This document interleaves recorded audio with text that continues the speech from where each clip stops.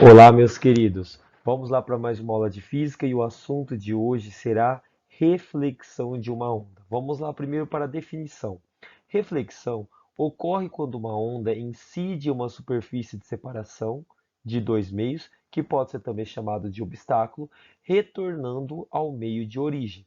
Então, por exemplo, eu tenho aqui as ondas incidentes. Que seriam essas ondas aqui, professor? Seriam, por exemplo, quando você joga um objeto no meio de um lago, uma pedra no lago, não formam ondas circulares. E essas ondas circulares que fazem com que a água oscile para cima e para baixo, tem aquelas regiões que a água fica mais alta, que são as cristas. Isso daqui, ó, seria a representação das cristas. Essa região aqui, ó, é chamada de frente de onda. O que é frente de onda? Frente de onda é uma região do meio em que todo esse meio está na mesma crista, ou seja, ele está na mesma fase da onda. Então nós temos aqui, ó, as cristas dessa onda que está chegando em um obstáculo, que é a superfície de separação de outro meio. Por exemplo, quando uma onda em um lago que se propaga na água, ela chega no final do lago, essa região que é o final é o obstáculo. E essa onda, ao bater nesse obstáculo, ela retorna ao meio de origem. Isto é uma reflexão. Como o meio de propagação não se altera, a velocidade da onda permanece constante. Lembrando que do que depende a velocidade da onda em um meio? Depende das características desse meio. Por exemplo, se eu não alterar o meio, eu não vou alterar as características. Se eu não vou alterar a característica do meio, eu não vou alterar a sua velocidade. Então, em uma reflexão, vai permanecer constante a velocidade da onda, vai permanecer constante a sua frequência, que é quantas vezes ela oscila por segundo, e se é constante a velocidade e a frequência, vai também ser constante o comprimento de onda. Por quê, professor? Por causa dessa equação aqui, ó, vai lamber ferida. Se você olhar para essa equação aqui, velocidade, né, o comprimento vezes a frequência. Se a velocidade é constante, porque não altera o meio. Se a frequência é constante, porque não altera a quantidade de oscilações que a onda faz por segundo, que ela vibra por segundo, não vai alterar o comprimento de onda. Então, essas três características da onda não irão se alterar. O que pode variar? Pode variar a fase. O que seria variar a fase, professor? Seria quando uma crista chegasse em um obstáculo, em uma superfície de separação de dois meios, e ela fosse refletida voltando um vale. Aí iria alterar a sua fase. Pode alterar a amplitude, que está relacionado com a intensidade da onda, ou seja, uma onda, ao ser refletida numa superfície, parte desta sua intensidade, dessa sua energia, poderia ser absorvida por essa superfície. Ao ser absorvida por essa superfície, a sua intensidade diminuiria, a sua amplitude diminuiria. E se ela diminuísse, a sua amplitude variaria. Bom, pode também alterar a direção de propagação. Então, dependendo da direção que a onda se propagasse ao incidir no obstáculo, ela refletiria sem sofrer desvio, e dependendo da direção, ela poderia sofrer um desvio na reflexão. Vamos falar em reflexão em meios unidimensionais, como caso especial, as cordas. O que seria uma reflexão em uma corda, professor? Seria quando um pulso atinge a extremidade da corda e ele retorna para a corda. Nós temos a extremidade fixa. Que acontece? O que seria uma extremidade fixa? Quando a corda está bem presa naquela extremidade. Você vê aqui uma onda chegando, ela chega aqui como uma crista. Isso daqui é um pulso, né, que é um pedaço de uma onda. Quando você tem várias cristas e vários vales, nós temos uma coisa chamada que é trem de ondas. Aqui seria somente o pulso de uma onda, uma parte de uma onda. Esse pulso vai se aproximar desse obstáculo e vai ser refletido. E ao ser refletido, ele está voltando aqui como vale. Quando ocorre isso aqui, nós dizemos que o pulso sofre uma reflexão com inversão de fase. O que seria inverter fase? Ele chega a crista, volta a vale. Ou, por exemplo, também, ele chega a vale e volta a crista. Se ocorreu isso, ocorreu uma reflexão com inversão de fase.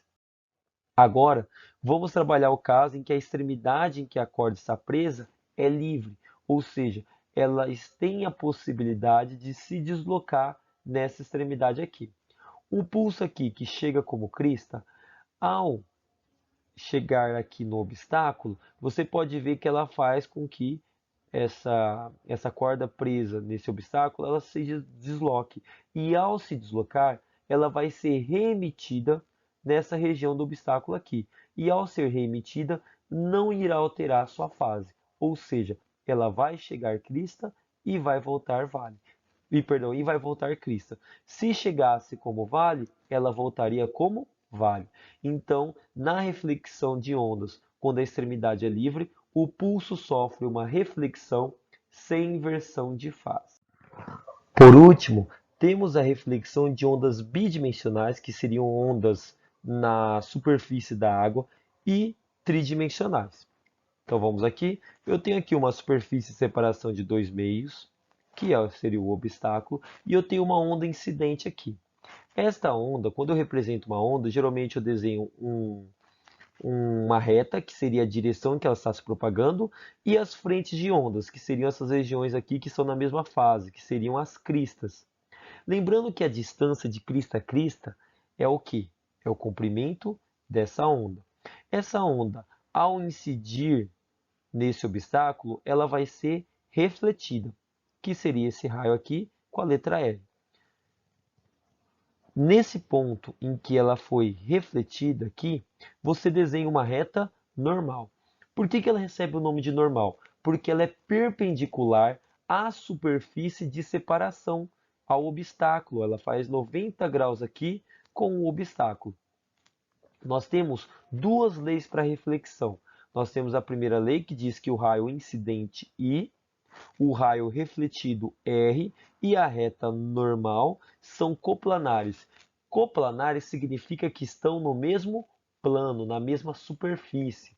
Por exemplo, se esse raio incidente ele se propaga nessa direção aqui, que seria o plano igual ao da tela do seu computador, ao ser refletido, ele não poderá sair da superfície da tela do seu computador. Ele não pode sair em direção a você.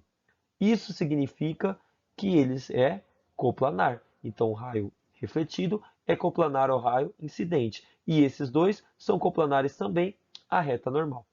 Por que eu tenho desenhado essa reta normal aqui? Por que eu tenho que representá-la, professor? Porque nós vamos ter o ângulo chamado de ângulo de incidência, que é o ângulo em que o raio incidente faz com essa reta normal. E nós vamos ter o ângulo que o raio refletido faz com essa reta normal, que vai ser chamado de ângulo de reflexão. A segunda lei relaciona esses dois ângulos e ela diz que o ângulo de incidência I e o ângulo de reflexão R são iguais. Se eles são iguais, quer dizer que se aqui vale 30 graus, aqui também vale 30 graus. Beleza? Agora que nós trabalhamos sobre os conceitos de reflexão, podemos fazer um exemplo aqui. Então vamos lá para o nosso exemplo.